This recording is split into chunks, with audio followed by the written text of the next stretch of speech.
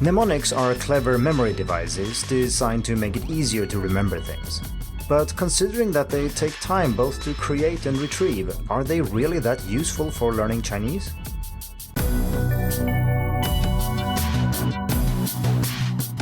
Hello and welcome to the Hacking Chinese podcast.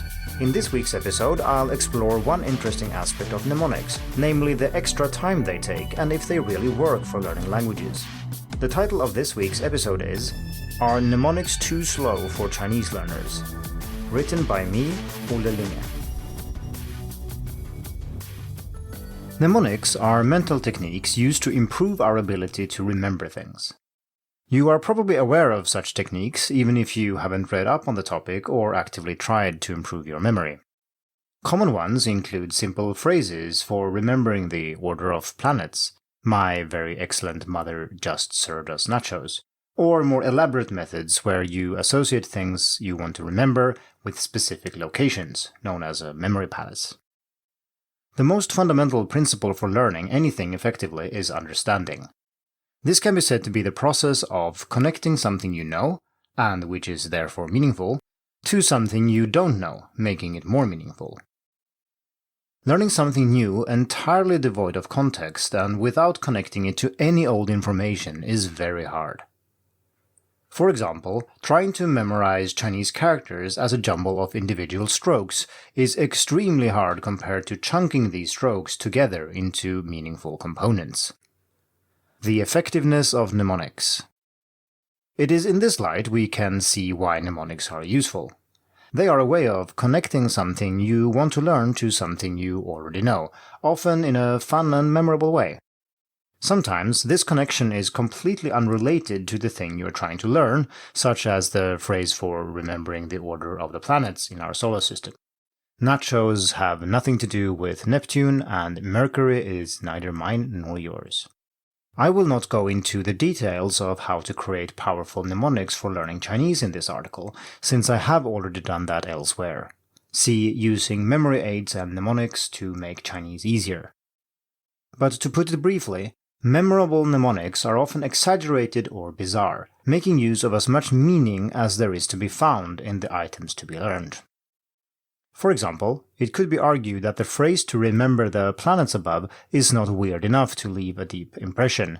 I forgot it between writing the draft and the final version of this article, for example. Maybe the XKCD version in the attached comic strip will serve you better. Mary's virgin explanation made Joseph suspect upstairs neighbor. Another important insight is that mnemonics can be quite personal, and what works for one student might not work for another. Thus, you should experiment a lot and try to come up with your own mnemonics, rather than rely on those created by others. See for example Kuo and Hooper 2004. Mnemonics can be used in many areas of learning Chinese, but are perhaps most often applied to learning Chinese characters. If you have never explored the world of mnemonics, you really should. As I want to get on to the main part of the article, however, I will simply refer to a series of articles for those of you who want to read more, in suggested reading order. 1. Remembering is a skill you can learn. 2. Using memory aids and mnemonics to make Chinese easier. 3. You can't learn Chinese by rote. 4. How to create mnemonics for general or abstract character components. 5. Don't use mnemonics for everything. There are many kinds of mnemonics. For an overview, please refer to this article, but I'm particularly interested in visualizations as those lend themselves very well to the memorization of Chinese characters. Support for the usefulness of mnemonics. There's ample evidence, both anecdotal and scientific, that mnemonics are highly effective in the short term, and that the technique used by memory champions can be learned and used by normal people. For the anecdotal evidence, you can either try it out yourself or ask someone who has. Most will agree that mnemonics enable you to do things that aren't possible without them. If you don't have anyone to ask around, I'll share my story here. I first came into contact with memory techniques when learning how to solve the Rubik's Cube blindfolded, which can be separated into 2 steps. First, memorize the state of the cube, or what needs to be done to solve it. Second, solving the cube using a method designed for blindfolded cubing. The second step is of course irrelevant for the discussion in this article, but if you're really interested, I learned this 3-cycle method by Mackie. Anyway, there are few things as meaningless as positions and relationships between pieces on a Rubik's Cube, so it's an excellent playground to learn about mnemonics. Memorizing something like this entirely without mnemonics might be possible with serious amounts of practice, but it's actually quite easy with the right mnemonics.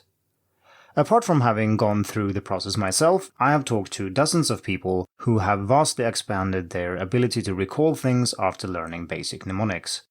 In fact, my course, Hacking Chinese, a Practical Guide to Learning Mandarin, includes an experiment where you get to compare brute force methods with simple mnemonics, and most students see significant results even without much practice. For more scientific support for the effectiveness of mnemonics, check Levin et al. 1992, Atkinson and Rao 1975, and Atle and Osbulgan 2007. In a paper by Dressler et al. 2017, the brain activity of top memory competitors was compared to that of normal people, and was found to be quite different. However, the main point of the study was that the control group then went through 6 weeks training, after which their brains had shifted to similar patterns to that of the memory competitors. This, along with many other studies, show that top memory performers are of course unusually good at what they do, but that the technique can be used to similar effect by normal people. In other words, it's not because of some innate ability. Memory can be trained. 2 common arguments against mnemonics. Most people who have tried mnemonics sing their praise, but not everyone.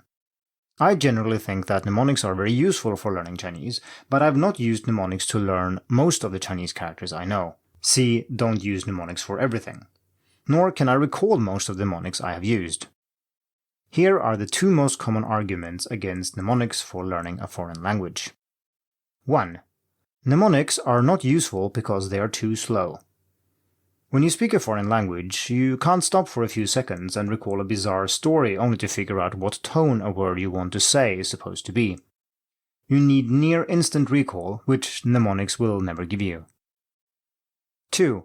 Mnemonics are not useful in the long term. While there are many studies that support the effectiveness of short-term learning through mnemonics, meaning several weeks up to 1 month, there are few studies that look at long-term effects, and those that do show that mnemonics don't work much better than other methods. In this article, I will tackle the first of these arguments. The second argument about the long-term effectiveness of mnemonics will be covered in a follow-up article, since it requires an overview of the research in this area and in general is a more serious argument that deserves a more in-depth answer. The first argument, however, can be dismissed fairly easily as it seems to rest on shaky assumptions or otherwise misunderstanding the point of using mnemonics. Let's have a look. Are mnemonics too slow for Chinese learners? Mnemonics are great for memorizing certain types of information, especially things that don't need to be recalled instantly. For example, few people will need to know which planet is the closest to Earth at a moment's notice. If someone asks you, you can probably find the answer relying on a mnemonic within the time it takes you to say, "That's easy, of course it's Mercury." Mercury is actually closer to Earth on average, not Venus. Not so with learning Chinese though. If you use the color system for tones that I suggest in the article about extending mnemonics to tones and pronunciation, you will have a way of incorporating that information into the story picture you use for a certain character. However, it's obviously way too slow to be used when speaking. If you had 2 seconds to come up with the right planet, you have only a split second to produce the right tone. This seems to be a strong argument against using mnemonics, but it's not. The reason is similar to the reason I brought up in a recent article about learning many words in Chinese. In fact, there are several reasons. First, slow recall is better than no recall. Even though it's true that you can't wait for 2 seconds to come up with the right tone for a syllable, something which is even more true if you have to do it more than once in a single sentence, it's still better to be able to come up with the answer in 2 seconds than not at all. Recalling it a few times will drastically reduce the time and allow you to produce it faster and faster. Not remembering the right tone will leave you guessing, which might reinforce the wrong tone. Second, sometimes slow recall is not a problem. As I argued in the article about knowing many words, sometimes being slow to recall something is not a problem, provided that it doesn't happen too often. Let's say you're an intermediate learner who knows maybe 2,000 Chinese characters.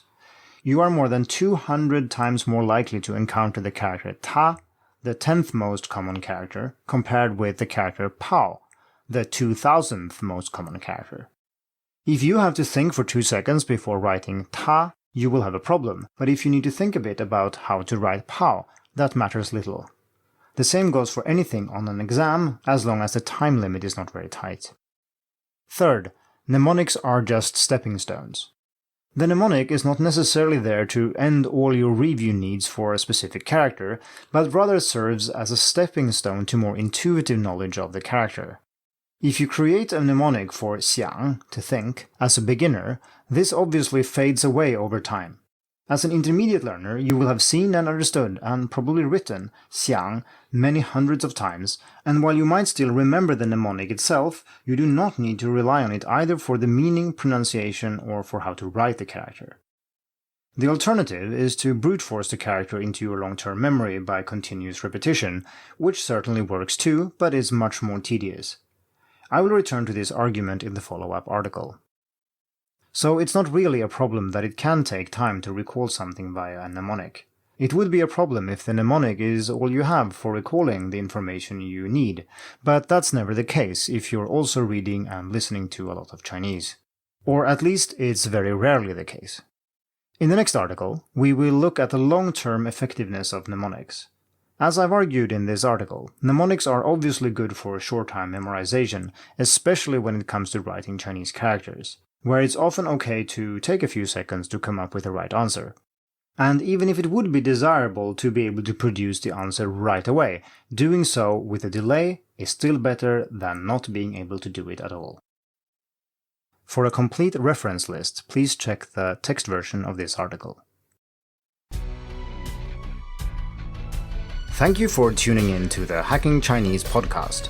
If you like this episode, please share it. More information and inspiration about learning and teaching Chinese can be found at hackingchinese.com. See you in the next episode, and until then, good luck with your studies.